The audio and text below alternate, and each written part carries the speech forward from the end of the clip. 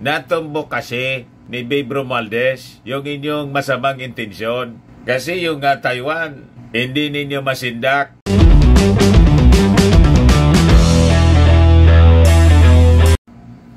Nagagalit na naman mga kababayan ngayon yung China.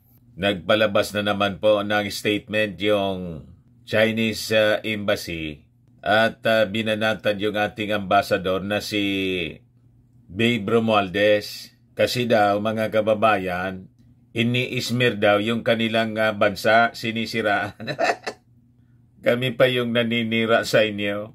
Kayo nga yung talagang sinisira yung aming karagatan dito sa West Philippine Sea. Nilalaso ninyo yung aming karagatan. Tapos pati doon sa Philippine rice namin, pumasok na rin kayo. Ito po, 2 Chinese research vessels loitering at Philippine rice. Yan po, nasa kabilang banda na po ang Philippine rice. Nasa parte na ng Pasipiko. Lumipat na sila sa Pacific Ocean mga kababayan.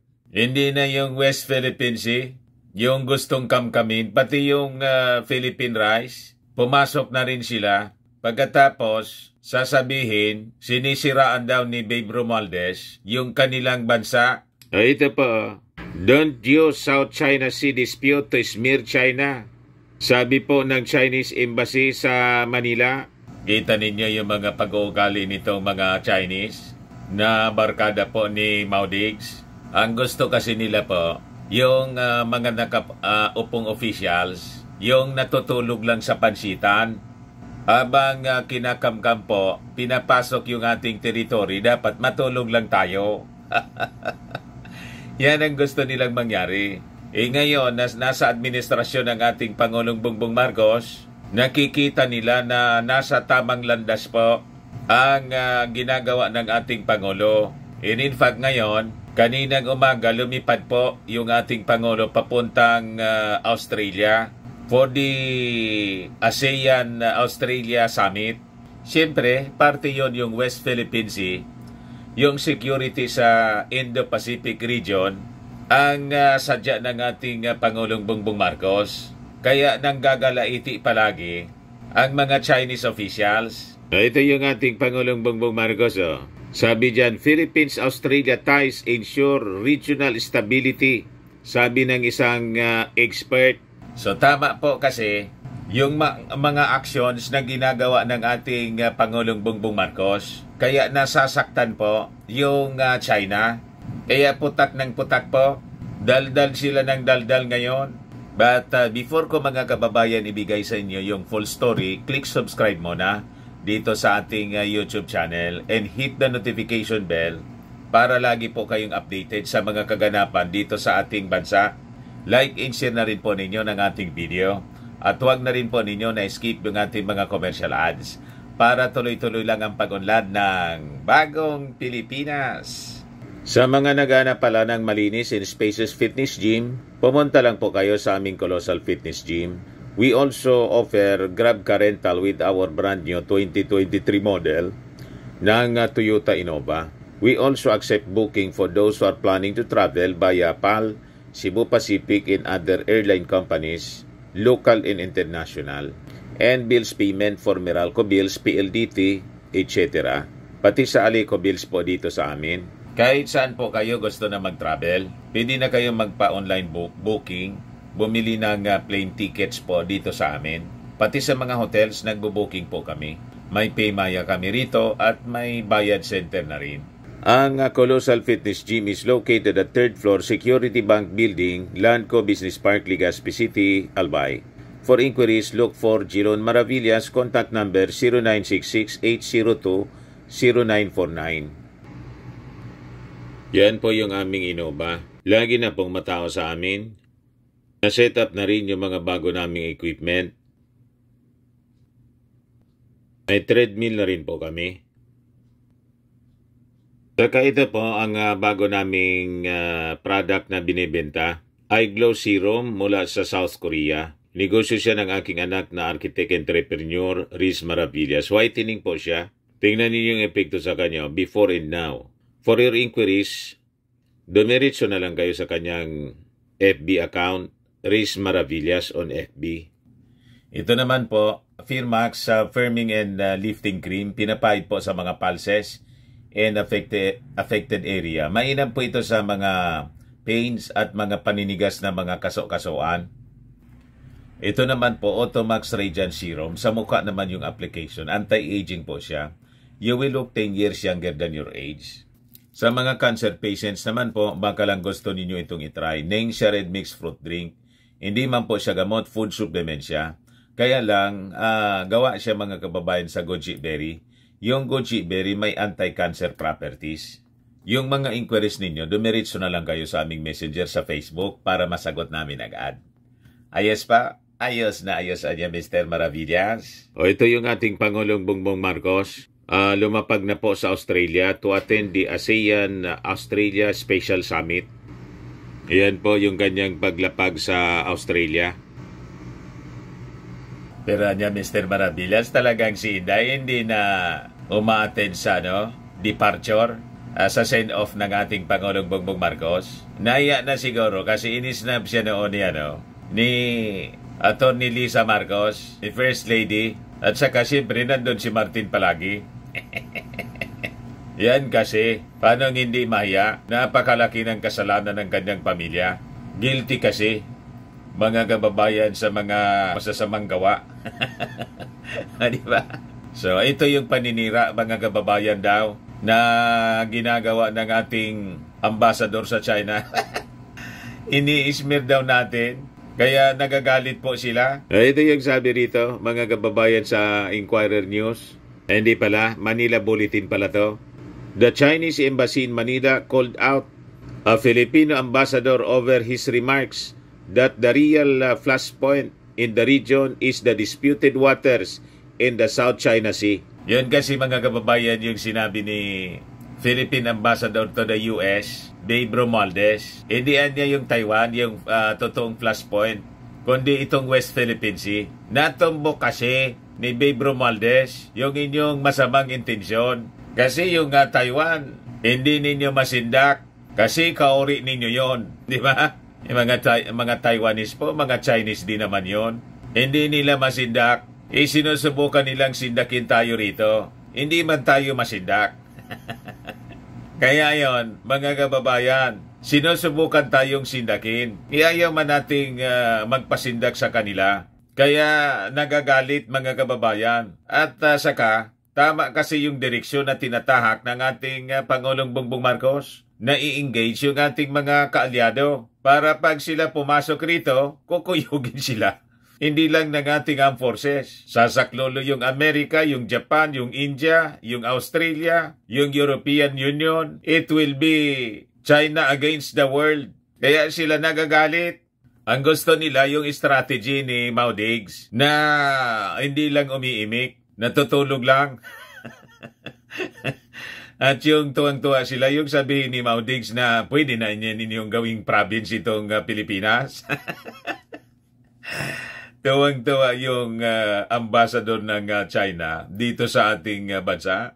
So sabi rito, in a statement posted on Facebook on Sunday, the spokesperson for the Chinese Embassy did not name Philippine Ambassador to the United States, Jose Manuel Romualdez, but warned an individual against spreading accusations. It is deplorable, anya, that the said individual, in ignorance of basic facts, again, used the South China Sea issue to hype up and launch a baseless accusation in malicious smear campaign against China.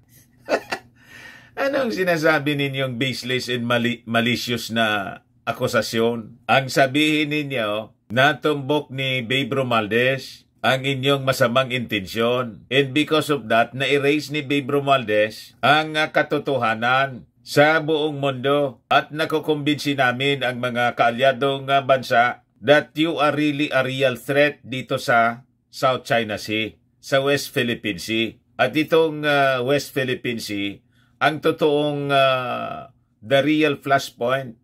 Kaya nga, nakikipag-alyansa sa amin ngayon ang iba't ibang mga bansa At yun ang kinagagalit po ninyo. Di ba? Kasi nakumbinsi namin ang mga bansa tulad ng Japan, India, ang Amerika, dati na kaming may tratado. Pero ngayon, dahil sa mga galawan ninyo, nakumbinsi namin ang mga bansa tulad ng Australia, Japan, South Korea, India, pati European Union. At lahat sila kinukundina yung inyong mga aksyon, kaya kayo nagagalit. At tanda sila na sumaklolo pag sinubukan ninyong pumasok. Yun. Sabi rito, we urge the said individual to stop spreading erroneous China threat and xenophobia remarks, refrain from serving a mouthpiece of another country in do more for the benefit of his own people in his country's relation with China instead. Ang gusto nilang mangyari, tayo lang anya dapat mag-usap. Huwag ninyong ini-involve yung inyong mga kaibigan sa ating usapan. Bakit hindi namin i-involve yung aming mga kaibigan? May interest sila rito. Kailangan nila yung South China Sea bilang international passage way ng mga kalakal nila. Di ba? So may interest sila rito. Direktang interest sa South China Sea. Ang gusto ninyong kontrolin. Yun ang malinaw dyan. Kaya po, nakakatuwa yung mga ginagawa ng ating Pangulong Bongbong Marcos. In fact, pati yung mga expert po, maritime experts, kumbinsido po sa mga actions na ginagawa ng ating Pangulo. Ito po yung sabi rito sa balita. Philippines-Australia ties ensure regional stability, sabi po ng isang eksperto. An international think tank believes that the Philippines' cooperation with its partners, including Australia, is crucial to ensure peace and stability in the Indo-Pacific region. Ang gustong mangyari kasi ng China, wag lang tayo na umingi ng saklolo para mahina lang tayo. Kayang-kaya nila tayong lusobin. Dahil sa pagkikipag-alyado natin sa Amerika, sa Japan, military agreements ngayon na pinalakas ng pinalakas, pati India magsusupply sa atin ng mga BrahMos missiles. Ngayon sa Australia, kaya sila mga kababayan nagagalit. Kasi ang ibig sabihin nun, mahihirapan na sila sa kanilang maitim na balakin dito sa West Philippine Sea. Strat-Based Institute President Professor Dindo Manhit noted this as the lauded Marcos' recent state visit to Canberra and the signing of 3 agreements between the Philippines and Australia. Sabi niya, our institute strongly believes that the rules-based international order for security and economic prosperity should flourish across the region, just as how cooperation across sectors through a whole of Philippine society is necessary for domestic societal development. Cooperation amongst partners is also necessary to counter geostrategic competition and ensure regional peace and stability, sabi po ni Manhit. Di ba? Kumbinsido yung mga eksperto tulad po ni Manhit. Kasi tama yung suksok ng baraha, mga kababayan, ng ating Pangulo. Pag nagagalit po ang kalaban, ang ibig sabihin niyan, tama yung iyong ginagawa. Di ba? Pag yung kalaban mo tuwang-tuwa, ang ibig sabihin niyan, mali yung iyong mga ginagawa. To their advantage, siyempre, ang ibig sabihin. Kaya nga po yung China, tuwang-tuwa, nang yung ang Pangulo po, si Digong, sige lang ang daldal noon. Habang nagtitake advantage yung China sa atin po. Kaya supply yun ang supply sa atin ng kung ano-ano. Including talks. Di ba? So, nang bumisita nung last week, yung ating Pangulo doon sa Australia, ngayon bumalik uli. Nag-address siya sa Australia's Parliament. He emphasized that the strategic partnership niya between the two countries is more important than ever amid growing security threats in the Indo-Pacific region. Sabi nga po ng ating Pangulo, yung presence niya ng mga Chinese dito is worrying. Kasi dati, mga kababayan, Coast Guard lang, mga Chinese Coast Guard at Chinese militia. Ngayon, military na po, yung Navy na nila po. Yung latest nga ngayon, may 195 Chinese vessels na naman po ang naispatan ng ating mga Coast Guard officials at saka ng US think tank. Ito po, 195 Chinese vessels linger daily in South China Sea. Ayan po, you see, 195 militia ships were present on any given day sa South China Sea according to Washington-based think tank. Ganon mga kababayan sila. Kaya alos walang pahinga yung ating Pangulong Bongbong Marcos sa pag-asikaso ng mga nararapat na gawin. At tingnan ninyo, galing pa lang siyang Basilan para sa paglunsad, pag-transform ng Basilan into a zone of peace and food hub.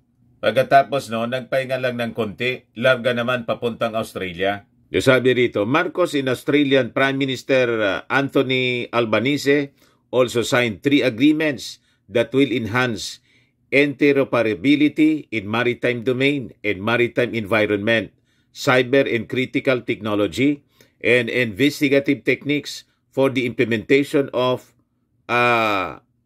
competition laws. Itong sa cyber technology, napaka-importante ito. Lalo target tayo ng mga cyber attacks at na-trace ng ating mga authorities na yung origin, yung location ng cyber attacks, China.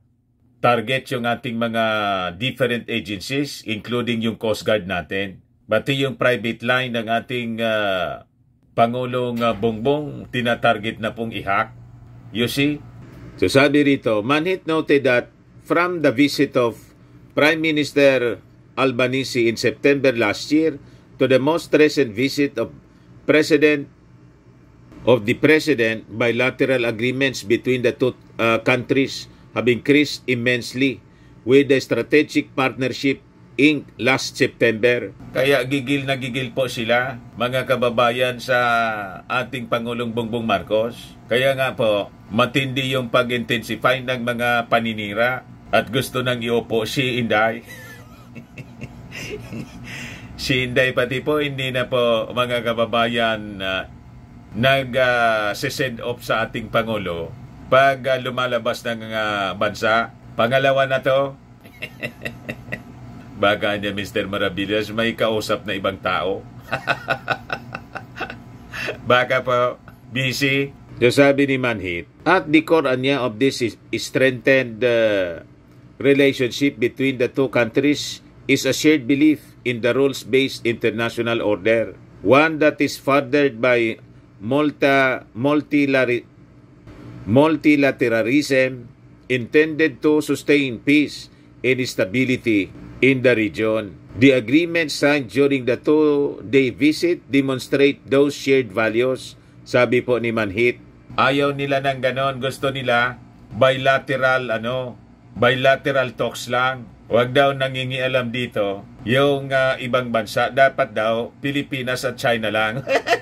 Ialam namin hindi po effective yung ganong strategy. Kasi ang gusto ninyong mangyari, yung gusto lang ninyo. Kayo lang yung gustong masunod. Kung ano yung gusto ninyong isaksak sa baga namin, ang gusto ninyong kamkamin yung aming territory, huwag na lang na dapat kami iimik. Huwag kaming magreklamo. Yan ang gusto ninyong mangyari kasi. So sabi rito, indeed, this long-standing partnership between the Philippines and Australia signals a significant step forward in bilateral relations towards forging a stronger, more prosperous and peaceful Indo-Pacific.